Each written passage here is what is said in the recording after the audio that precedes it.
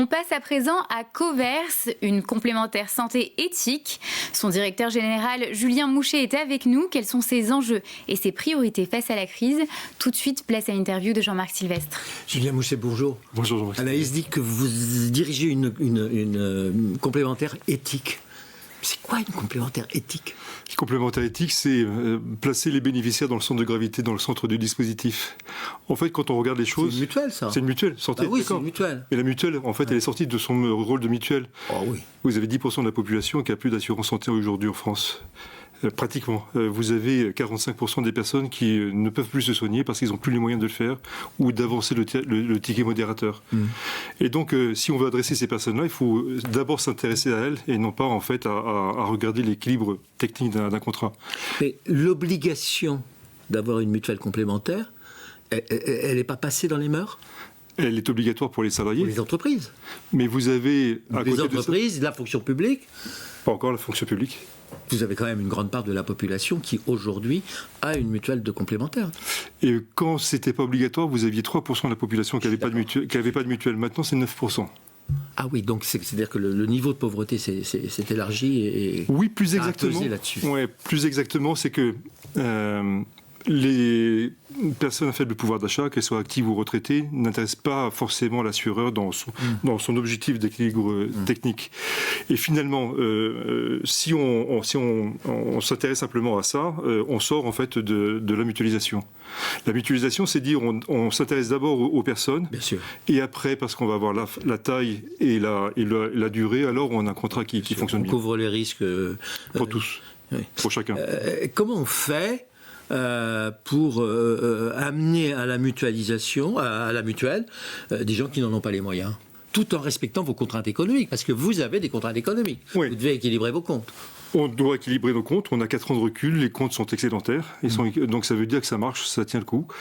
Ça veut dire que la mutualisation, c'est la baguette magique en fait de l'accès à la santé. Vous n'avez pas le droit de choisir vos risques. Non. Enfin, c'est dans votre charte. C'est dans la charte. Alors que les assureurs peuvent choisir leurs risques. Les assureurs vont choisir en disant on communique ou on donne accès, etc. Exactement. Voilà, ouais, exactement. Donc, comment on fait pour élargir le marché à des populations qui ne sont pas forcément solvables ?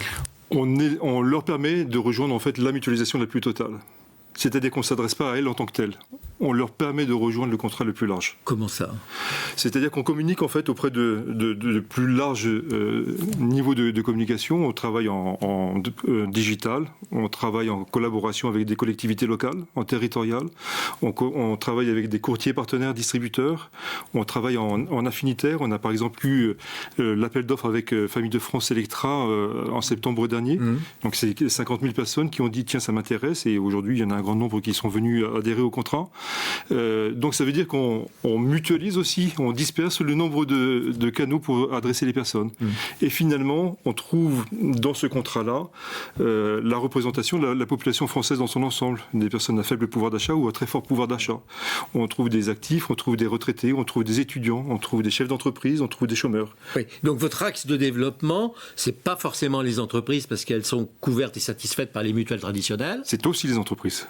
Oui, mais votre axe de développement, c'est dans tout le secteur non-entrepreneur, non salarié. Oui, c'est de permettre en fait la mutuelle de redevenir inclusive, de redevenir. Elle est à l'origine, elle s'en est éloignée, elle peut y retourner et ça marche.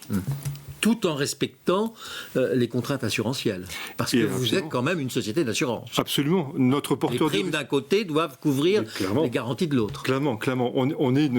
On a notre porteur du risque est une mutuelle du livre 2 de la mutualité française. Et en fait, elle ne peut pas ne pas avoir un contrat qui ne soit pas équilibré. Et aujourd'hui, on a 4 porteurs du risque qui nous ont rejoints. On a la MGD, on a Insurem, on a le groupe Covea, on a MCCI, la mutuelle. La situation actuelle vous coûte cher ou pas ? Non, la solution actuelle est un filtre qui montre à quel point c'était nécessaire de faire ça. Non, je parle de la situation sanitaire, par exemple. La situation sanitaire, on fait partie des entreprises qui pouvons travailler aussi autant en présentiel qu'à distance.